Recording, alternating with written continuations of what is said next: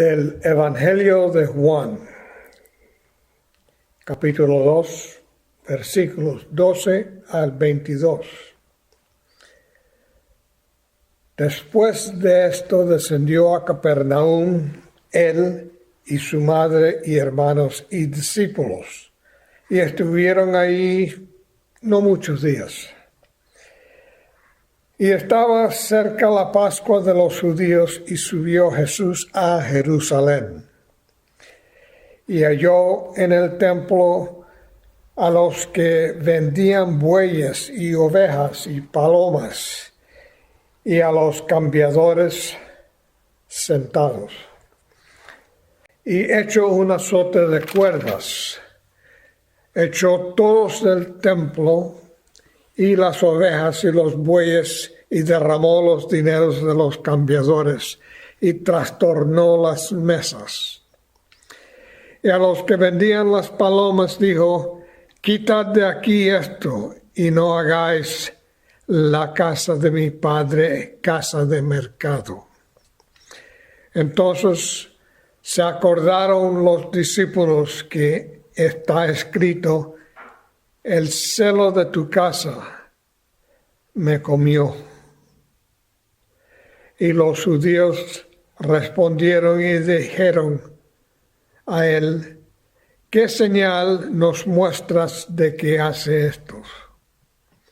Y respondió Jesús y les dijo: destruid este templo y en 3 días lo levantaré.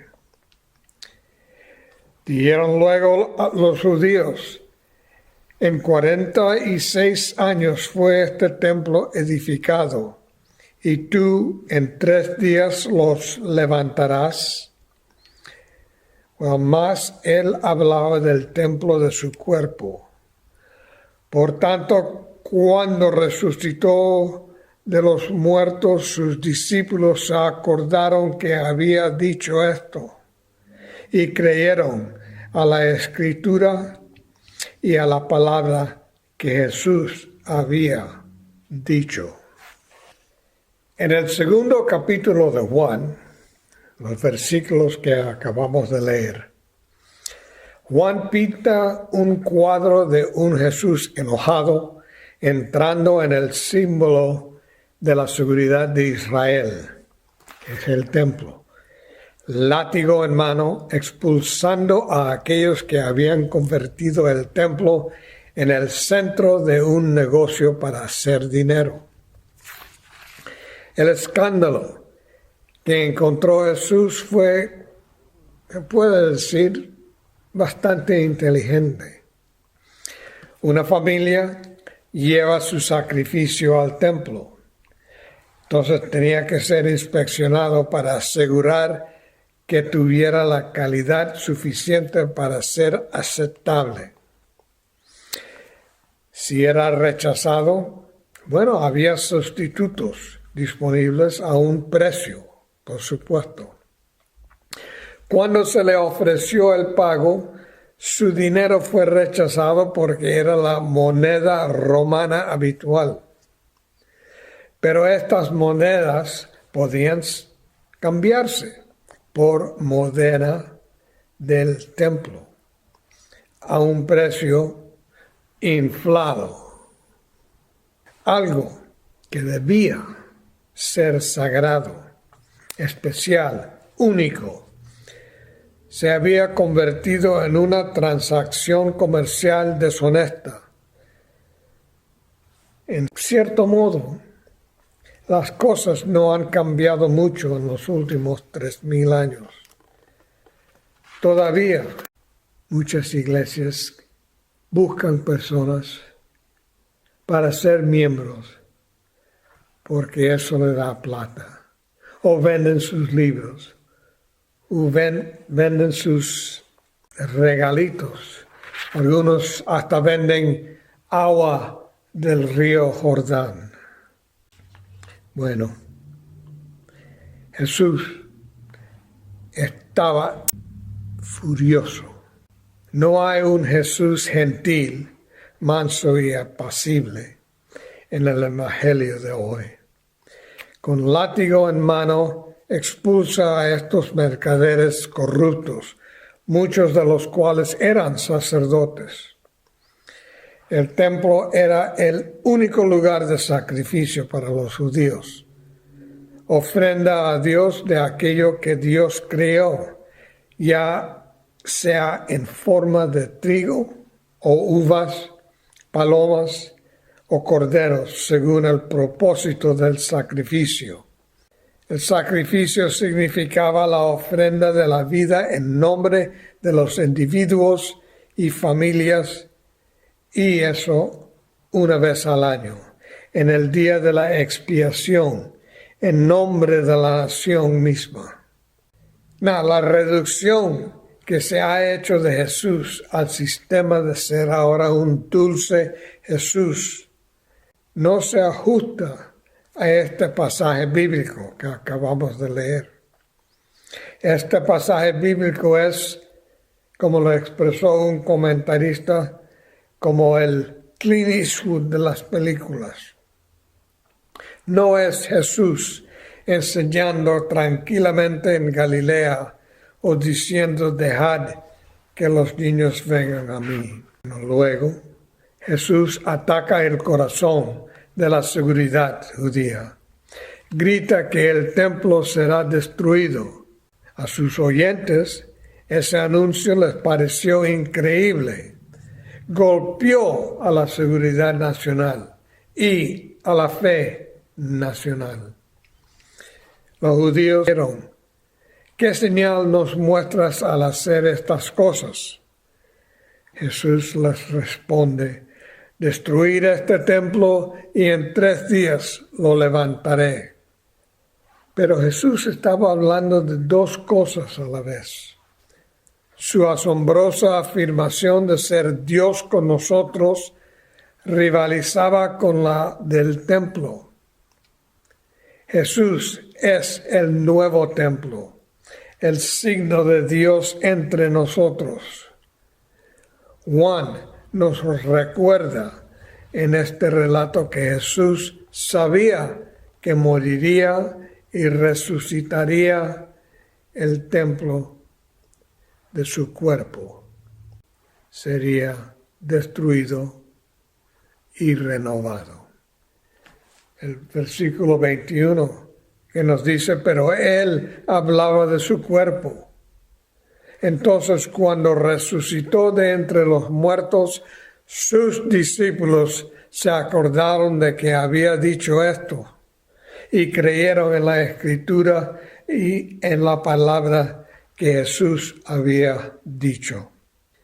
Pero sin embargo, los primeros cristianos que escucharon estas palabras después de la destrucción de Jerusalén y el templo en 70 AD, oirían a Jesús decir que el pacto de Dios ahora sería con todos los que creían en Jesús, el verdadero templo.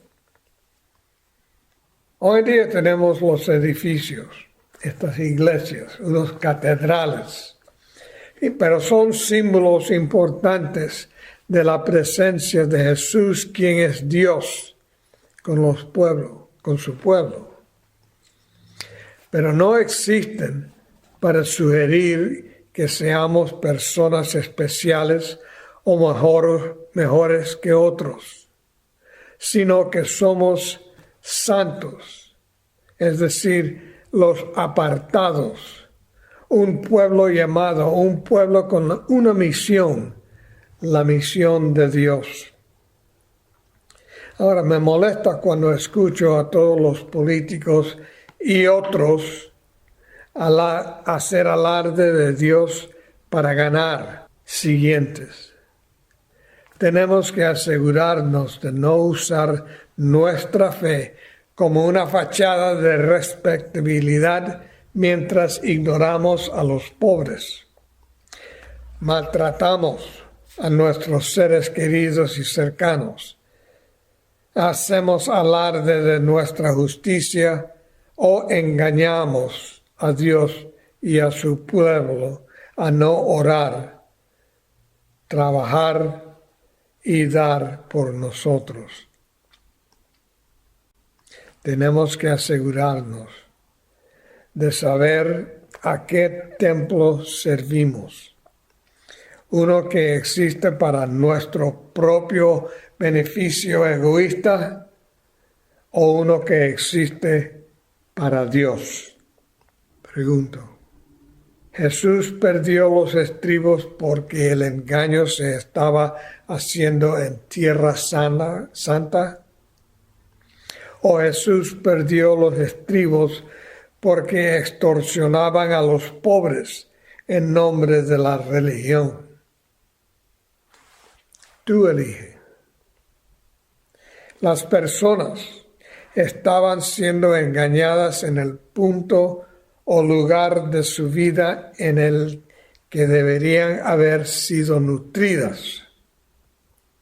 En lugar de limitarse a reformar el sistema, dar palmadas en las manos y decirles a los sacerdotes y a sus asistentes que lo podían hacer mejor, Jesús ordenó que los juzgaran. Cuando nos interponemos entre Dios y otro ser humano, estamos bajo juicio nosotros. Si permitimos que nuestra arrogancia, rencor, sentimientos, sentido de importancia impidan que otra persona se acerque a Dios, nos volvemos como aquellos a quienes Jesús expulsó del templo. Cuando nosotros como cristianos brindamos apoyo a aquellos en la comunidad que explotan a los necesitados, los que simplemente no pueden manejar la complejidad de la vida moderna, nos convertimos en aquellos a quienes Jesús sacó a latigazos del templo. El cristianismo no es fácil. Ser moral o ético es estar llamado a ser justo. Eso es más fácil. Estamos llamados a honrar a todos y a no utilizar a nadie. Si eres dueño de una tienda o cobras honorarios como abogado o alquilas casas o vendes un servicio, ya tú sabes lo fácil que es explotar a los crédulos. Pablo se queja que aunque se deleita en la ley de Dios, algo dentro de él lo empuja en otra dirección. Al leer estas palabras en la carta de los Romanos, nosotros también nos sentimos como campos de batalla personales entre fuerzas iguales. Pero Pablo deja escapar una verdad maravillosa. ¿Quién me liberará de este cuerpo de muerte?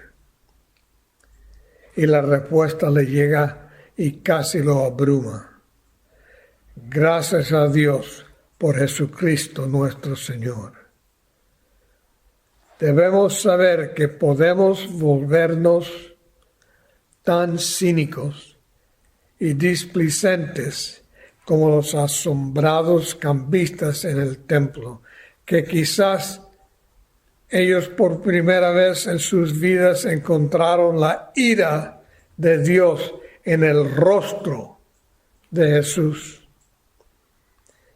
Ahora, si Dios nos acepta, nos perdona, Él no quiere que nos avergoncemos ante su presencia. Él quiere que vengamos con un regalo en nuestras manos. Y el regalo que acepta es Jesús. Traemos a Jesús porque no podemos ganar la guerra del pecado por nosotros mismos. Por nosotros mismos nos convertimos en explotadores y los explotados. En Cristo somos seres nuevos.